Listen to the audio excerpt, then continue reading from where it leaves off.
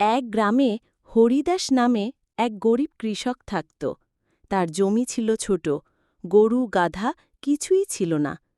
তবুও সে পরিশ্রম করত আর প্রকৃতির ওপর ভরসা রেখে ফসল ফলাত। গ্রামের বড় কৃষকরা সার কীটনাশক ব্যবহার করত আর হরিদাসকে নিয়ে হাসত।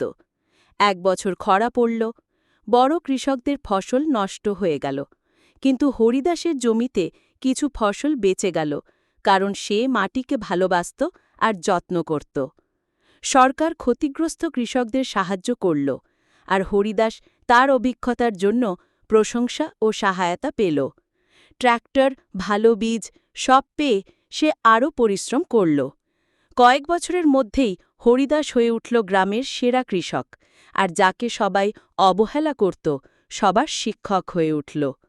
নীতিকথা: পরিশ্রম আর ধৈর্য থাকলে ভাগ্য বদলানো সম্ভব।